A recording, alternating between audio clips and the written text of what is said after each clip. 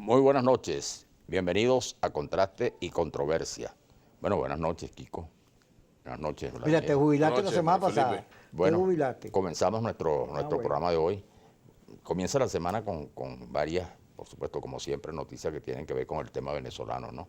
A última hora se registra una interpelación de Josep Borrell, que es el canciller de España, y que va a ser el jefe de la diplomacia europea, ¿no? Ante la Eurocámara, donde se refirió a varios temas, entre ellos el caso de Venezuela, y abogó en el caso de Venezuela, si bien por elecciones generales, por una salida política, pero también criticó la aplicación de sanciones sobre la base de que las sanciones económicas finalmente tienen un efecto negativo para la población. También está, por supuesto, que tiene que ver con Venezuela, dada la presencia de Venezuela en la comunidad internacional, las situaciones, las crisis políticas y las tensiones que se están registrando en países vecinos. El caso de Perú, de Ecuador, también las elecciones de Colombia, que si bien no son elecciones nacionales, son elecciones del Estado, de los estados, pero que tienen un efecto político. Sobre eso vamos a seguir conversando, ¿no? Aquí en Contraste y Controversia.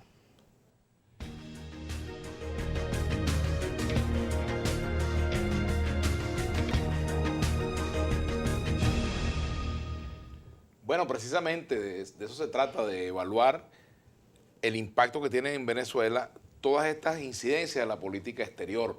Por ejemplo, la situación del Ecuador, las protestas populares en Ecuador, el proceso electoral en Argentina, tal como lo señalaba Manuel Felipe, lo que está pasando en el ámbito europeo. Es decir, Venezuela sigue estando en el centro de los acontecimientos de América Latina y en gran medida muchas de las decisiones, muchas de las cosas que pasan en cada uno de estos países tienen también su repercusión en nuestro territorio. Porque fíjense, por ejemplo, en el caso de Ecuador, uno ve que hay una especie de resurgir del correísmo, por decirlo de alguna manera.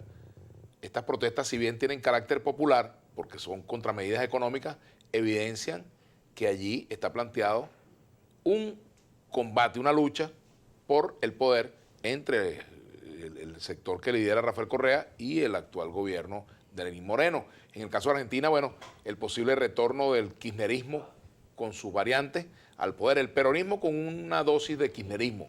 Y bueno, en el caso de Colombia, por supuesto, ha tenido también alta repercusión, Kiko y Manuel Felipe, lo ocurrido en Naciones Unidas con estas fotos, estos falsos positivos fotográficos que presentó el presidente Duque, más allá de que pueda haber algo de realidad en lo que ellos han denunciado. Entonces, bueno, América Latina sigue girando en torno a Venezuela y Venezuela también vibrando con lo que pasa en América Latina.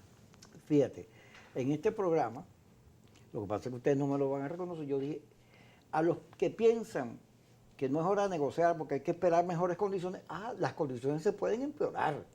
Y como siempre puede ser peor. Sí, como pintan las cosas, habría que señalar que hay que usar la cabeza para producir en Venezuela los acuerdos para ir a elecciones lo más pronto posible y asegurarlo, porque esta crisis que se está dando en Latinoamérica, en el caso de Perú y de Ecuador, la de Ecuador nos recuerda a Carlos Andrés Pérez, porque son las mismas medidas. Y a mí me molestó mucho el señor Lenín Moreno, cuando se acabó la sinvergüenza, le dije, este no entiende nada. Por eso que se le alzó el país. No entiende, porque cada vez que tiran esas medidas, y no es que yo sea antifondo ni nada de eso, pero cada vez que las tiran ocurre lo mismo. Aquí pasó y pasó en África y pasó en todos lados.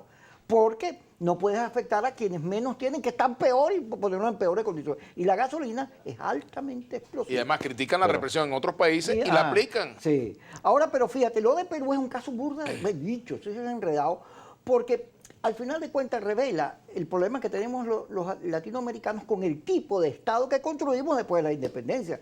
Que el presidente es una especie de rey, manda, decide, hace todo, no hay contrapoderes, se lo llevan todo por medio y por eso vivimos en permanente crisis. El caso de Venezuela es un ejemplo de eso.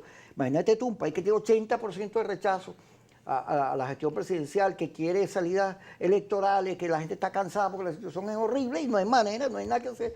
Hoy hay un artículo de Gil Yepes que yo voy a aplaudirlo, porque él hace desde Guaidó analista hasta, político y de data análisis. El presidente de data análisis. Él va poniendo puntos, una para el gobierno, una para Maduro. Por lo menos dice, El 23 de enero, punto para Maduro. Los 50 países en solidaridad y el apoyo de Estados Unidos, Punto para la punto para oposición. Guaidó. Y así va. Y al final, en la suma, él la empata, pero con unos casos que son más favorables al gobierno que a la oposición. Pero eso ya revela, con honestidad, porque es un balance que hay que hacer, que la situación de empate catastrófico continúa porque eso que discutió la Asamblea, que nosotros no la tocamos porque hasta ahora no teníamos conocimiento de la intervención de Henry Ramos la semana pasada en la Asamblea Nacional. El acuerdo de la Asamblea que habla de elecciones como abriendo un juego distinto al del mantra, aunque después luego decir, no, el mantra, la usurpación, pero esa señal de la Asamblea puede ser importante. Fíjate una cosa, no sé si me estoy encadenando. Sí, señor. Sí, Ok, está pues habla tú, pues yo sigo ahorita. No, pero ¿Has decía, recordado tu tiempo de pasantía por el chavismo inicial? Te está pero hay un encadenando, tema que Kiko. verdad que es bien interesante, ¿no? Mira, y es que Chavita, fuiste tú. Mira, tú también. Ibas a usar lo que te iba a traer hoy, El una primero. franela de Leopoldo López. pero en se me campaña, quedó. en campaña. Mira, no, pero además cualquiera podría decir, bueno, está bien lo que ocurre en otros países. Eso en otras circunstancias sería así. Es un problema de Ecuador, es un problema de Perú, un problema de Colombia. Pero es que en el tema de Venezuela y en esta crisis, el peso fundamental lo tiene eso que se ha generalizado y que se llama la comunidad internacional. Y no olvidemos que uno de, digamos, de los factores que la oposición levanta como una cosa importantísima es el apoyo que ha recibido al planteamiento opositor en esa comunidad internacional, 50 de en el 60 caso, en el caso de Guaidó. Pero además está el tema del Grupo de Lima. Esto afecta directamente al Grupo de Lima, en el sentido de que todos sabemos que fue Kuczynski, que por cierto corrió una suerte parecida a la que estuvo a punto de correr el presidente peruano, ¿no? En el sentido de que fue destituido cuando faltaban unos días para la famosa cumbre que se iba a celebrar en Lima, donde por cierto el había tema de anunciado Venezuela. su asistencia el presidente Trump, y donde previamente Kuczynski había dicho, aquí no aceptamos que venga Nicolás Maduro. Y entonces ocurrió eso, ahí nace el Grupo de Lima con unas dificultades. Y esto tiene esa vinculación, y también en el caso, por supuesto, de Ecuador, porque tú señalabas lo de Correa y señalabas el caso de Lenín Moreno, pero es que es la misma cosa. Lenín Moreno es presidente gracias a Correa, y es el vicepresidente de Correa, y es Correa quien se lo presiona para que sea el candidato. Gómez y Castro. Bueno, pues claro, y luego la fuerza que está ahí en la calle es la fuerza que apoyó a Lenín Moreno, el correísmo, ¿no? Entonces, esos factores hay que tomarlo en cuenta. No es que llegó la oposición de Lazo, porque Lazo, del Banco de Guayaquil, que era el contendor de Lenín Moreno, que acusó fraude incluso. El Duque, Ajá. el Bolsonaro. Claro, no es que los enemigos, digamos, electorales de Lenín Moreno son los que están. No. Lo que pasa es que activando. Lenín Moreno Es la sufrió una misma. metamorfosis y te está pareciendo Almagro. Tú viste Bueno, que le cantó a bueno. Bella Chao a Lenín. Correa se puso con un grupo. Pero bueno, Lenín y Chao. Pero también Lenín hay que tomar en chao. cuenta que ahí hay unas tensiones políticas y una conflictividad política de hace mucho tiempo. Y en el caso de Ecuador ya lo sabemos, la cadena de presidentes que fueron destituidos con estas marchas. Y solo durante 10 años, Rafael Correa, con un manejo pragmático del poder, pudo mantener la La gobernabilidad. estabilidad, la Así es. gobernanza.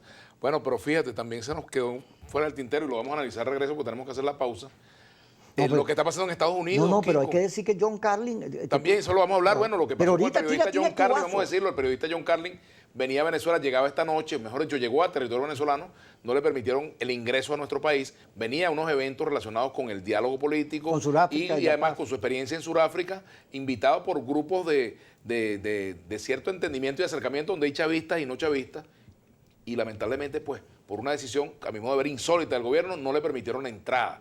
Que es un periodista crítico, etcétera. Bueno, pero, caramba, si alguien viene a promover en Venezuela la experiencia que se vivió en Sudáfrica, ¿por qué no dejaron entrar Además, esa política de no dejar entrar periodistas al país? Tienen que toda una permisología, entonces, Por a mí cierto me que- parece un error político del gobierno cuando estaba todo montado para un conjunto de eventos que favorecían la línea de diálogo. Así Por en el cierto país. que es el biógrafo de Mandela. ¿no? Además, biógrafo de Sí. Mandela. Vamos al corte y Hacemos ya una pausa y ya regresamos venimos. porque hoy voy a contar lo que me dijo la cava cuando lo llamé por la franelita que me dio Vladimir. La guardate en la cava. Ya venimos. Con hielo.